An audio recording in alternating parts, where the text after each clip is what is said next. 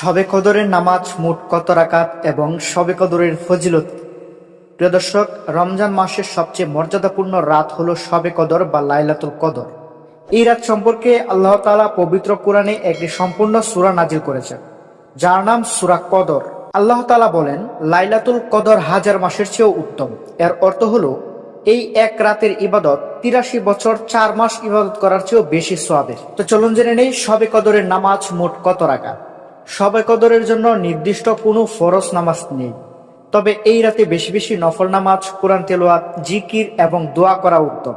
উলামায়ে কেরামগণ বলেন, ২ রাকাত করে যত ইচ্ছে নফল নামাজ পড়া যায় শবে কদর রাতে। অনেক আলেম ৮ রাকাত বা ১২ রাকাত অথবা ২০ রাকাত নফল নামাজ পড়ার কথা বলেছেন। প্রতিটি রাকাতে সূরা ফাতিহার সাথে যে কোনো সূরা পড়তে পারেন। নামাজ শেষে বেশি বেশি দোয়া ও ইস্তেগফার করা খুবই গুরুত্বপূর্ণ। তো এই তো গেল আপনারা শবে কদরের নামাজ কিভাবে পড়বেন। তো চলুন জেনে নেই শবে কদরের ফজিলত সম্পর্কে। প্রিয় দর্শক, শবে কদরের অনেক বড় বড় ফজিলত রয়েছে। ১. এই রাতে কুরআন শরীফ নাজিল হয়েছে। ২. এই রাত হাজার মাসের চেয়েও উত্তম। ৩. এই রাতে ফেরেশতারা পৃথিবীতে নেমে আসে। ৪. এই রাতে আল্লাহ তাআলা বান্দাদের গুনাহ মাফ করেন।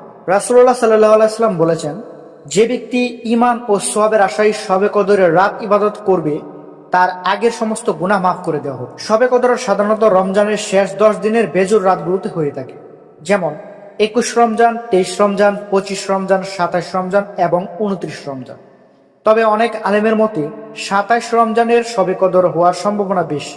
তাই প্রিয় মুসল্লি ভাই ও বোনেরা, রমজানের শেষ ১০ রাত বেশি বেশি নফল নামাজ, কোরআন তেলাওয়াত, দোয়া, ইস্তেগফার করুন। হয়তো এই রাতে আপনার জীবনের সব গুনাহ মাফ হয়ে যেতে পারে। প্রিয় দর্শক, ভিডিওটি ভালো লাগলে লাইক, কমেন্ট এবং শেয়ার করতে ভুলবেন না। চ্যানেলে নতুন হয়ে থাকলে অবশ্যই চ্যানেলটি সাবস্ক্রাইব করবেন। আসসালামু আলাইকুম, আল্লাহ হাফেজ।